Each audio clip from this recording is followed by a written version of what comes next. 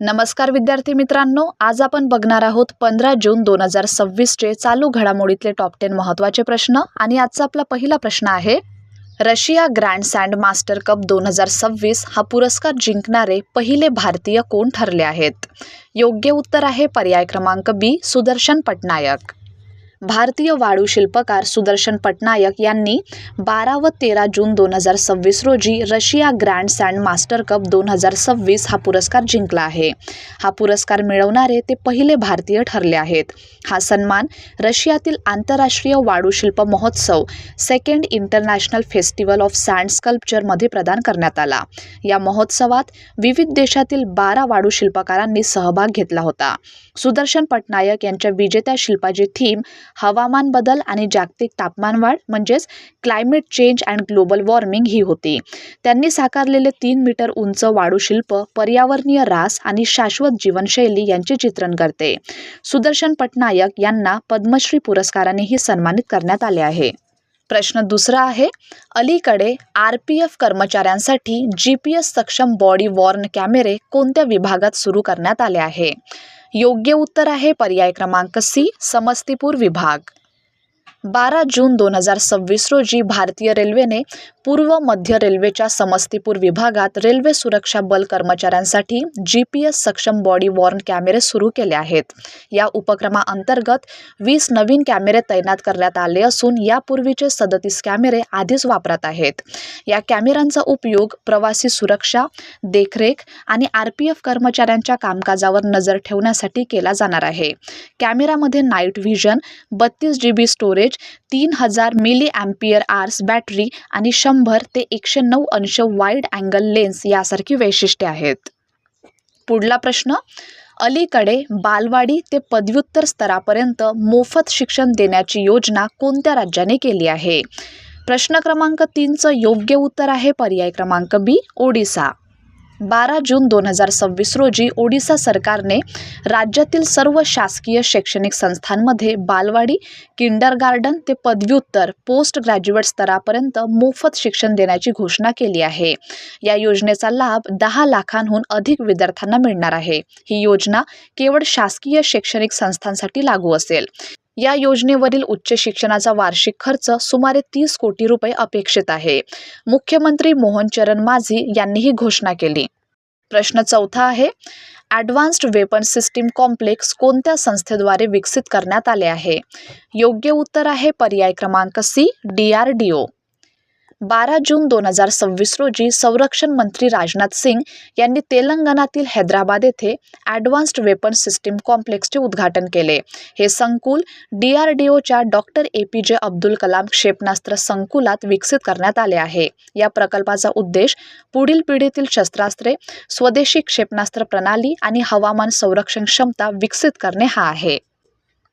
प्रश्न 5वा, global peace index 2026 मध्ये भारताचा क्रमांक कितवा आहे? तर प्रश्न क्रमांक 5चं योग्य उत्तर आहे पर्याय क्रमांक बी, 127वा।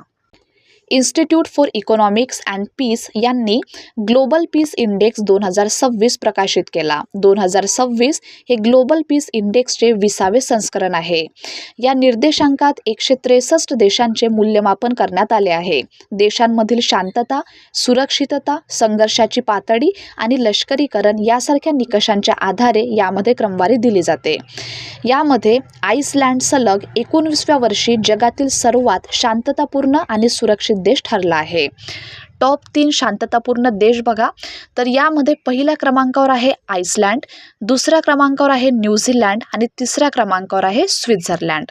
दक्षिण आशियातील देशांची क्रमवारी बघितली तर भूतान आहे 16व्या क्रमांकावर, श्रीलंका 67व्या, नेपाळ आहे 111व्या, भारताचा क्रमांक आहे 127वा, पाकिस्तान आहे 152व्या स्थानावरती, अफगाणिस्तानचा नंबर आहे 157वा आणि बांगलादेश आहे 177व्या स्थानावरती।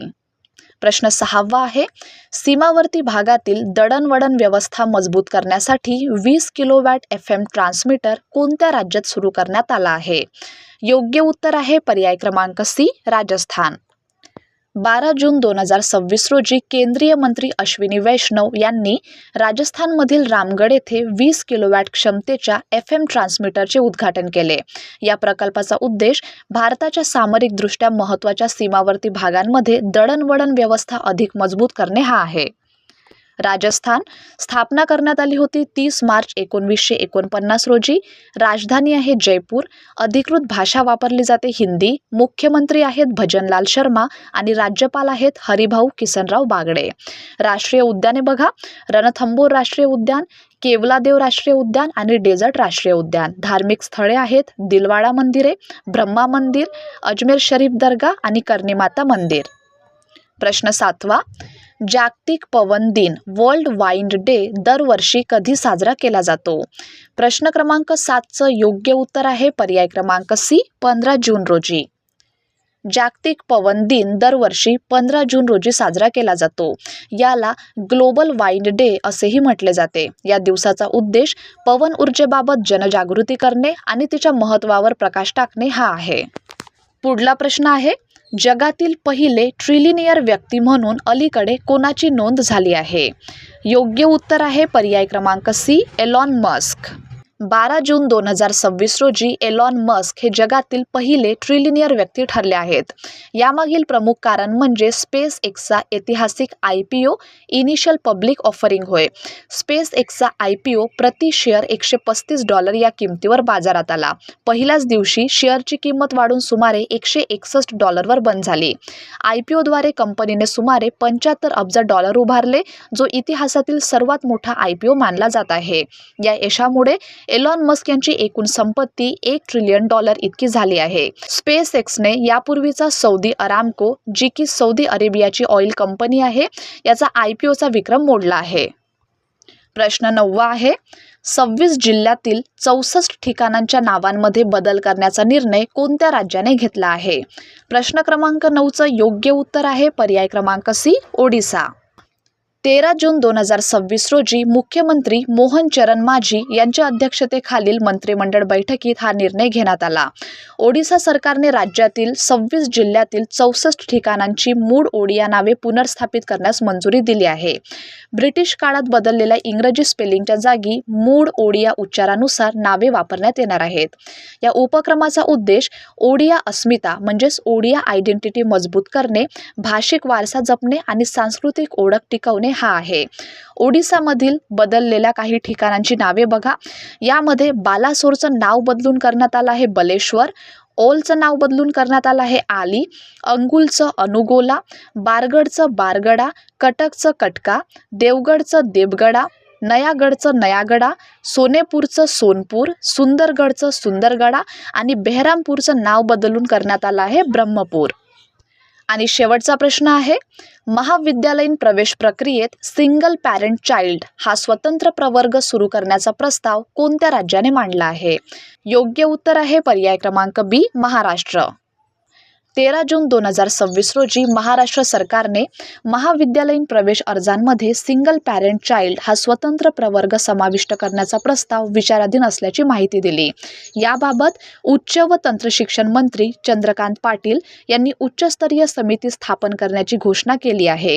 या प्रवर्गातील विद्यार्थ्यांना वसतिगृह प्रवेशात प्राधान्य, समुपदेशन सेवा आणि शैक्षणिक सवलती देण्याचा प्रस्ताव आहे। विशेषतः एकल मातांच्या मुलांना या योजनेचा लाभ मिळू शकतो। 17 जून 2026 रोजी राज्यातील सुमारे 1500 महाविद्यालयांच्या प्राचार्यांसोबत ऑनलाईन बैठक या बाबतीत आयोजित करण्यात आली आहे। यापूर्वीच्या सर्वेक्षणानुसार महाराष्ट्रातील महाविद्यालये व विद्यापीठांमध्ये सुमारे 14,000 विद्यार्थी एकल मातांच्या कुटुंबातील असल्याचे आढळले होते। महाराष्ट्र स्थापना करण्यात आली होती 1 मे 1960 रोजी। राजधानी आहे मुंबई। अधिकृत भाषा आहे मराठी। मुख्यमंत्री देवेंद्र फडणवीस आणि राज्यपाल आहेत जिष्णुदेव वर्मा। राष्ट्रीय उद्याने बघा, ताडोबा राष्ट्रीय उद्यान, संजय गांधी राष्ट्रीय उद्यान आणि नवेगाव राष्ट्रीय उद्यान। धार्मिक स्थळे आहेत शिर्डी साई मंदिर, सिद्धिविनायक गणपती मंदिर, ज्योतिर्लिंग मंदिर आणि तुळजाभवानी मंदिर। तर विद्यार्थी मित्रांनो, हे होते आपल्याचे टॉप 10 महत्त्वाचे प्रश्न। धन्यवाद।